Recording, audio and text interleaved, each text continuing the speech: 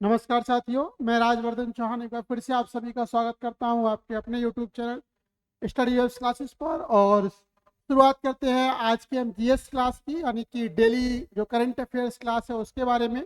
और आज से ये रेगुलर क्लास रहेगी आपके लिए। ये एक ऐसा सेगमेंट है जिसमें डे वाइज डे, जैसे आज 7 जुलाई है तो 7 जुलाई की जो महत्वपूर्ण घटनाएं हैं उन घटनाओं के बारे में, जो महत्वपूर्ण करंट अफेयर्स है उनकी एक शॉर्ट जो ब्रीफिंग है वो आपके लिए दी जाएगी। तो इस आज की वीडियो की शुरुआत करने से पहले आपसे कहना चाहूँगा, यदि अभी तक आपने चैनल को सब्सक्राइब नहीं किया है तो चैनल को सब्सक्राइब जरूर करें। इसके साथ साथ बेल आइकन के बटन को जरूर दबाएं, जिससे कि जो नई नई वीडियोस हैं उनकी जानकारी आप तक समय से पहुंचती रहे। तो शुरुआत करते हैं आज के सेगमेंट की। और पहला क्वेश्चन जो आप सभी के सामने स्क्रीन पर है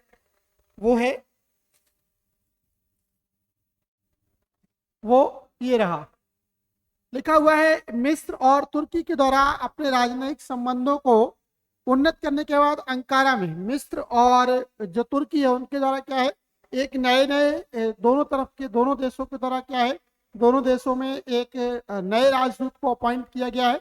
तो क्वेश्चन यही है कि ये जो नए राजदूत अपॉइंट किए गए हैं, चाहे वो मिस्र हो चाहे वो तुर्की हो, तो उनके द्वारा वो जो राजदूत अपॉइंट किए गए हैं उनके नाम क्या हैं। ये आपसे क्वेश्चन ये पूछ सकता है कि हाल ही में किन दो देशों के बीच राजनयिक संबंध बहाल हुए हैं, यानी कि दोनों ने एक दूसरे के देश में अपने राजदूतों को अपॉइंट किया है। तो वो दो देश कौन से हैं, तो वो दो देश जो हैं वो आपके मिस्र और तुर्की हैं।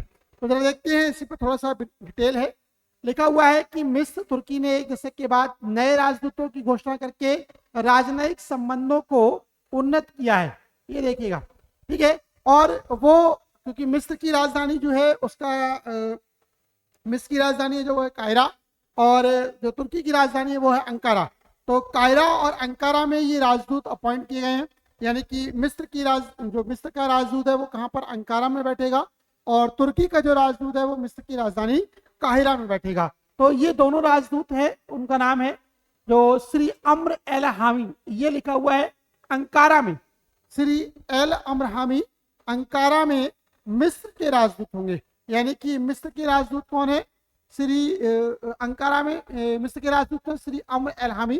जबकि तुर्की ने काहिरा में जो अपना राजदूत अपॉइंट किया है वो सलील मुतलुसेन के लिए नामित किया है। अब दोनों के बीच ऐसा क्या हुआ कि राजनयिक संबंध समाप्त हो गए। तो दोनों के बीच राजनयिक संबंध समाप्त होने की एक जो महत्वपूर्ण बात थी वो ये थी कि जब मिस्र में चुनाव हुए थे, तो मिस्र में 2013 में जब उस समय के जो जनरल थे, सेना के जो जनरल थे, उनका नाम था अब्देल फतेह अल सीसी ने कि वहां पर जो एक राष्ट्रपति थे, जो निर्वाचित राष्ट्रपति थे मोहम्मद मोरसी, उनको सैन्य रूप से उनके पद से बर्खास्त कर दिया था। जबकि जो तुर्की ने अब जो राष्ट्रपति थे मोहम्मद मोरसी, और उनका जो एक समूह था मुस्लिम ब्रदरहुड समूह जिसे बुलाता था, ठीक है, तुर्की ने मोरसी और उनके मुस्लिम ब्रदरहुड समूह का समर्थन किया था। इसकी वजह से मिस्र और तुर्की के बीच आपसी संबंध खराब हुए और उन्होंने अपने राजनीतिक संबंधों को जो है समाप्त कर दिया था। 2013 के बाद 2023 में ये संबंध बहाल हुए हैं। तो 13 के बाद लगभग 9 साल के बाद दोनों देश एक दूसरे के साथ एक वार्ता के स्तर पर आए और अपने अपने राजदूतों को उनकी राजधानियों में अपॉइंट किया है। तो एक क्वेश्चन तो यही हो गया कि किन दो देशों ने अपने हाल ही में राजदूत जो है एक दूसरे की जगह अपॉइंट किए हैं। तो वो जो है मिस्र और तुर्की है। मिस्र के जो राजदूत हैं वो अम्र एल हामी है, जो कि तुर्की की राजधानी अंकारा में बैठेंगे। जबकि तुर्की ने मिस्र की राजधानी काहिरा में अपने राजदूत सलीम मुतलुसेन के लिए नामित किया है। दूसरा क्वेश्चन पूछा जाता है कि मिस्र की राजधानी क्या है, तो मिस्र की राजधानी काहिरा है। तुर्की की राजधानी क्या है, अंकारा है। तीसरा क्वेश्चन इसमें बनता है कि किन दो देशों के बीच आपसी संबंध एक लंबे समय के बाद बहाल हुए हैं, तो ये आपसी संबंध तुर्की और मिस्र के बीच बहाल हुए हैं। अगले क्वेश्चन की ओर बढ़ते हैं, अगली स्लाइड की ओर बढ़ते हैं। अगली स्लाइड क्या कहती है, जरा देखिएगा। अभी हाल ही में विश्व तीरंदाजी युवा चैंपियनशिप हुई है। उस विश्व तीरंदाजी युवा चैंपियनशिप की यदि हम बात करते हैं तो उसमें भारतीय जोड़ी है प्रियांश और अवनीत कौर, बहुत इंपॉर्टेंट है। भारतीय जोड़ी कौन सी है? प्रियांश और अवनीत कौर ने, ठीक है, जूनियर मिश्रित टीम कंपाउंड स्पर्धा में स्वर्ण पदक जीता है, ठीक है, और कहां पर जीता है? आयरलैंड में जीता है। सही है। तो अगर पूछा जाए कि जूनियर मिश्रित जो टीम है, विश्व तीरंदाजी चैंपियनशिप की जो स्पर्धा हुई है वो कहां पर हुई? आयरलैंड में हुई है। उस स्पर्धा में जो स्वर्ण पदक जीता गया है वो किसके द्वारा जीता गया है? भारत के द्वारा जीता गया है।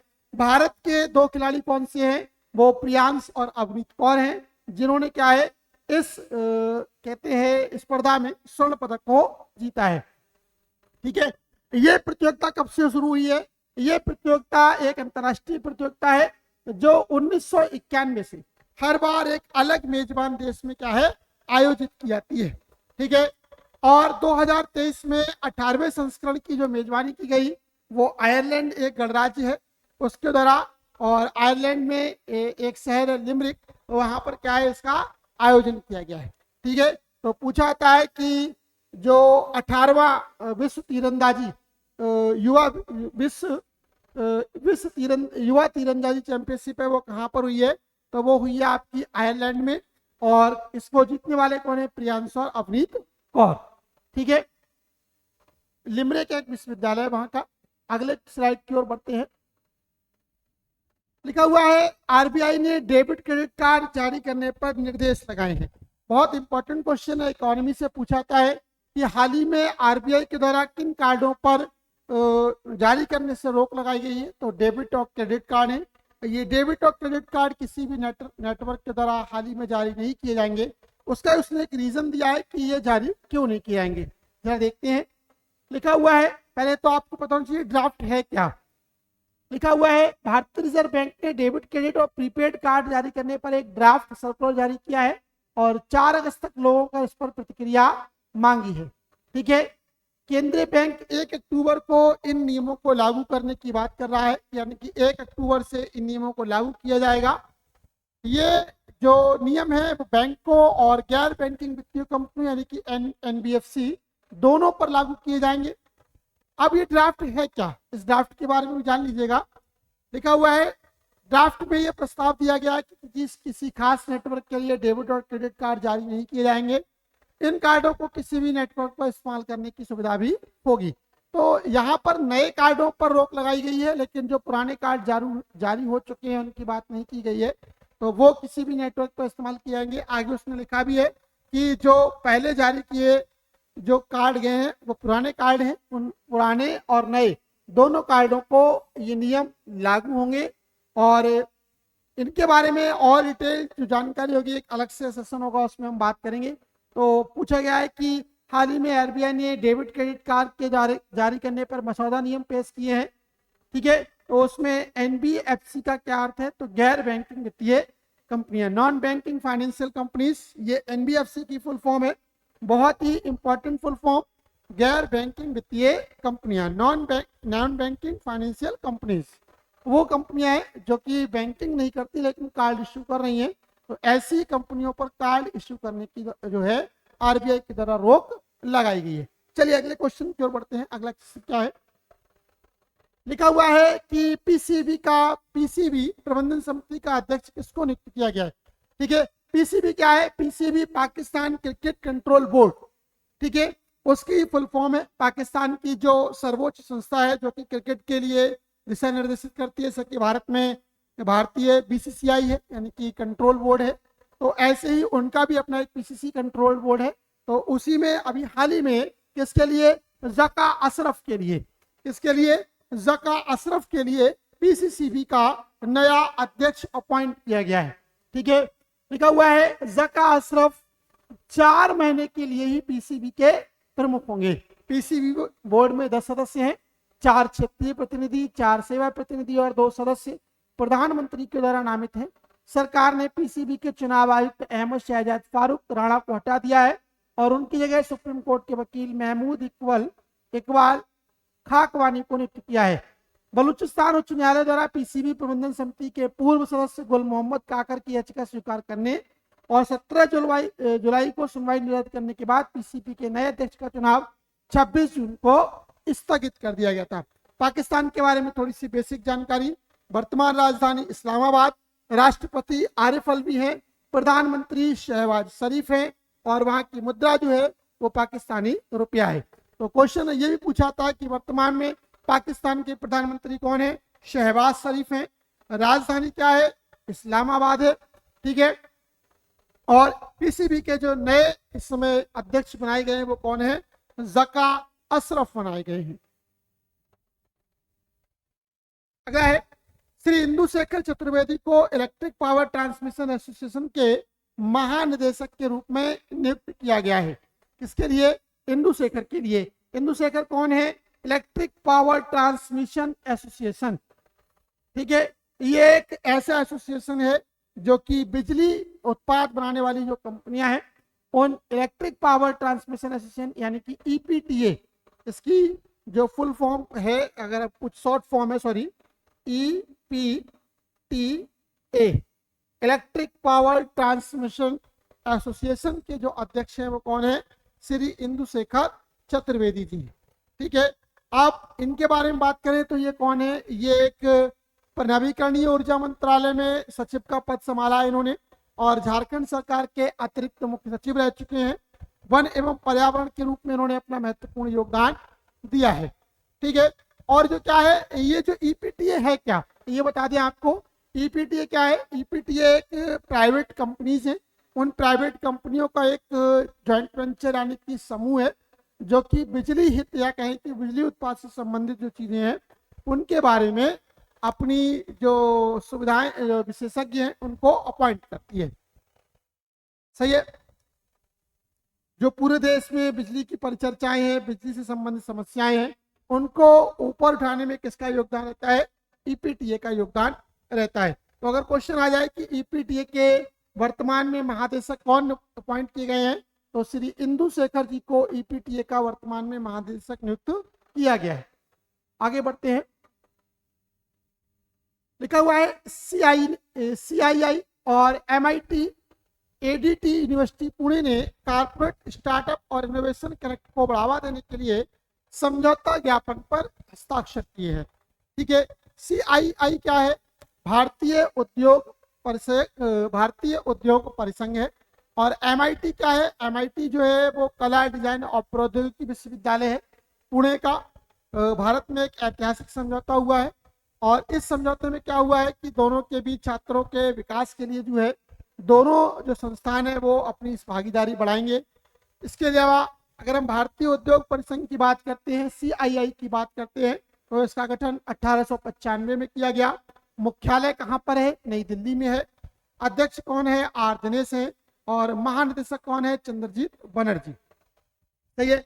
तो अगर आए सीआईआई ने कारपोरेट स्टार्टअप और इनोवेशन कनेक्ट को बढ़ावा देने के लिए पुणे स्थित किस विश्वविद्यालय के साथ एक ऐतिहासिक समझौता ज्ञापन पर हस्ताक्षर किया है, तो एमआईटी या एडीटी जो विश्वविद्यालय है, एमआईटी एक विश्वविद्यालय है जो कि पुणे का एक प्रतिष्ठित विश्वविद्यालय है कला और ड्राइंग के क्षेत्र में, आर्किटेक्चर के क्षेत्र में, उनके साथ ये करार हुआ है भारतीय उद्योग परिसंघ का यानी कि सीआईआई के बीच में, ठीक है। अगली ओर देखते हैं, लिखा हुआ है कि फिनटेक कंपनी है एक भारत पे, उस फिनटेक कंपनी भारत पे के द्वारा किसको अपना मुख्य प्रौद्योगिकी अधिकारी नियुक्त किया गया है, तो पंकज गोयल। कौन है भैया, कौन, पंकज गोयल को जो है मुख्य प्रौद्योगिकी अधिकारी नियुक्त किया गया है। अगर पूछा जाए भारत पे एक जो कि आपकी फिनटेक फर्म है तो उसका मुख्य प्रौद्योगिकी अधिकारी कौन है, पंकज गोयल है। अब भारत पे के बारे में जान ले, मेन बात यह है कि भारत पे क्या है, तो भारत पे एक ऐसी संस्था है जो कि क्या है, जो आपके वित्तीय ट्रांजैक्शन है उससे संबंधित है। इसके संस्थापक असीर ग्रोवर जी हैं और शाश्वत मकरानी के साथ उन्होंने इस स्टार्टअप की शुरुआत की। सीईओ इस समय नलिन नेगी है। स्थापित 2018 में किया गया। सहायक कंपनियों में payback India, trillion loans fintech private limited को उन्होंने अपने साथ जोड़ा हुआ है। अगला है AIH प्रो लीग, ठीक है। AIH प्रो लीग फाइनल में नीदरलैंड ने ब्रिटेन को हराया, भारत चौथे स्थान पर रहा, ठीक है। भारतीय पुरुष hockey team FIH hockey pro league 2022-23 में चौथे स्थान पर रही है। सबसे पहली बात अगर आपसे पूछा जाए FIH जो लीग हुई है वो किससे संबंधित है, वो एक हॉकी लीग है और इस हॉकी लीग में क्या है कि भारत चौथे स्थान पर रहा। फाइनल इसका नीदरलैंड में खेला गया, जहां पर फाइनल में जो नीदरलैंड है उसने ब्रिटेन को हराया है। नीदरलैंड ने 16 मैचों में 35 अंक के साथ ग्रेट ब्रिटेन को 32 अंक को हराकर अपने ताज का सफलतापूर्वक बचाव किया है। और बेल्जियम 30 अंकों के साथ अपने नाम अधिक जीत 10 भारत 10 बनाम भारत की 8 होने के कारण तालिका में भारत से ऊपर रहा। यानी कि नंबर 1 पर जो है वो नीदरलैंड रहा, नंबर 2 पर ब्रिटेन रहा, नंबर 3 पर जो है वो बेल्जियम रहा और नंबर 4 पर कौन है, भारत रहा है। ठीक है, अब FIH हॉकी प्रो लीग 2022-23 के बारे में थोड़ा सा जानते हैं। ये क्या है कि ये प्रो लीग का चौथा संस्करण था जो पुरुषों की राष्ट्रीय टीम के लिए एक फील्ड हॉकी चैंपियनशिप थी। टूर्नामेंट अक्टूबर 2022 में शुरू हुआ और जुलाई 2023 में समाप्त हुआ। इसमें 9 टीमों ने भाग लिया। चैंपियन नीदरलैंड रही, उसका दूसरा खिताब है ये। उपविजेता ग्रेट ब्रिटेन रही, तीसरा स्थान बेल्जियम को मिला। कुल मैच 72 खेले गए, 348 गोल इस मैच में किए गए और शीर्ष स्कोरर भारत के हरमनप्रीत सिंह रहे जिन्होंने 18 गोल किए। अगर एक क्वेश्चन यहाँ पर ये बनता है कि जो FIH प्रो लीग है उसमें सबसे ज्यादा जो गोल किए गए हैं वो किसके द्वारा किए गए हैं, तो हरमनप्रीत के द्वारा किए गए हैं। कितने, 18 गोल। सही है, आगे बढ़ते हैं। चाइना ने अपना पहला open source computer operating system को विकसित कर लिया है और चाइना ऐसा करके अमेरिका पर अपनी निर्भरता को कम करना चाहता है। यानी कि चाइना का एक बहुत ही अपने आप में एक महत्वपूर्ण ये काम है। अगर आपसे पूछा जाए कि चाइना ने अपना कौन सा open source computer operating system develop किया है, तो उसका नाम है ओपन कॉइलिन। कौन सा, ओपन कॉइलिन एक सिस्टम है जिसको उसने लॉन्च किया है और ये ओपन कॉइलिन सिस्टम जो है वो अमेरिका पर निर्भरता कम करने के उद्देश्य से लिया गया है। इसलिए हम बात करते हैं कि अपना डॉस होता है या और जो प्रोग्राम होते हैं ये सब अमेरिकी हैं, तो इनकी जगह उसने क्या है, अपना खुद का एक ऑपरेटिंग सिस्टम डेवलप किया है, इसका नाम है ओपन कॉइलिन। ठीक है, ये चीन का अपना पहला घरेलू ऐप होगा जिसके द्वारा क्या है कि माइक्रोसॉफ्ट के विंडोज और एप्पल के मैकओएस ऑपरेटिंग सिस्टम की जगह ले सके। ऐसा करके चाइना अमेरिका को जो है कुछ राजनीतिक दबाव बनाना चाहता है, क्योंकि यदि हम बात देखते हैं हिंद प्रशांत क्षेत्र में तो अमेरिका के द्वारा जो है चाइना पर दबाव बनाया जा रहा है, तो चाइना भी कुछ ऐसे काम करता है जिससे कि वो अमेरिका पर अपना दबाव बना सके। क्योंकि माइक्रोसॉफ्ट और जो एप्पल है ये अमेरिका की बड़ी कंपनियां हैं और ये जो ऑपरेटिंग सिस्टम प्रोवाइड करती हैं, तो कहीं ना कहीं ऐसा करके एप्पल और माइक्रोसॉफ्ट पर उसने दबाव बनाया है जिससे कि उसके जो लाभ होंगे वो कम होंगे और अमेरिका का उससे कहीं ना कहीं नुकसान होगा। तो ऐसा करके उसने अमेरिका पर एक कहीं ना कहीं दबाव बनाने का काम किया। इसके साथ साथ अपनी निर्भरता को भी वो अमेरिका पर कम करना चाहता है, तो उसका नाम है ओपन कॉइलिन। ये चाइना का एक अपना सॉफ्टवेयर होगा। ठीक है, पूछा था RBI के द्वारा हाल ही में किन 2 जगहों पर सहकारी बैंकों के लाइसेंस रद्द कर दिए गए। हाल ही में RBI के द्वारा किन 2 सहकारी बैंकों के लाइसेंस रद्द किए गए हैं, तो हाल ही में RBI के द्वारा 2 सहकारी बैंकों के लाइसेंस रद्द किए गए हैं। ठीक है, वो 2 सहकारी लाइसेंस कहाँ कहाँ के हैं, एक महाराष्ट्र की कंपनी है और एक कर्नाटक की कंपनी है। ठीक है, अगर हम बात करते हैं महाराष्ट्र की तो Malkapur urban cooperative bank limited Buldhana और सुश्रुति सौहार्द सहकारी बैंक निमित्ता बेंगलुरु के लाइसेंस जो कि कर्नाटक में है उसको रद्द कर दिया गया है। इन बैंकों के पास पर्याप्त पूंजी और कमाई की संभावनाएं नहीं थी। साथ ही यह भी कहा गया कि अपनी वर्तमान स्थिति के साथ वे अपने वर्तमान जमाकर्ताओं का पूरा भुगतान करने में असमर्थ होंगी। परिसमापन पर प्रत्येक जमाकर्ता जमा बीमा और क्रेडिट गारंटी निगम से अपनी जमा राशि की 5 लाख रुपए तक की जमा बीमा दावा राशि प्राप्त करने का हकदार होगा। ठीक है, तो भारतीय रिजर्व बैंक का एक विशेष प्रभाग है DICGC जो कि ऐसी संस्थाओं पर लगाम लगाता है और ये वित्त मंत्रालय के अधीन है। तो प्रत्येक DICGC किसी बैंक में प्रत्येक जमाकर्ता की 5 लाख रुपए की सीमा तक की सभी बैंक जमाओं जैसे बचत, सावधि, चालू, आवर्ती और जमा का बीमा करता है। 4 फरवरी 2020 को सीमा 1 लाख से बढ़ाकर 5 लाख कर दी गई थी। तो क्वेश्चन बहुत इंपॉर्टेंट है कि अब यदि आपका पैसा किसी ऐसी कंपनी में डूब जाता है जो पहले लिमिटेड थी, तो अब कितना पैसा आपको मिलेगा। तो आपका अधिकतम अमाउंट जो है वो 5 लाख रुपए तक की इसमें जो है बीमा राशि जो है इसमें बताई गई है कि वो आपको मिलेगी। तो ये 2 कंपनियां हैं, वो कहाँ की हैं, महाराष्ट्र की हैं। उसका नाम है मलकापुर अर्बन कोऑपरेटिव और लिमिटेड बैंक लिमिटेड, और कर्नाटका की है वो सुश्रुति सौहार्द सहकारी बैंक लिमिटेड। इनके बैंक लाइसेंस हाल ही में आरबीआई के द्वारा रद्द कर दिए गए। तो ये थे आज के कुछ हमारे जीएस के क्वेश्चंस।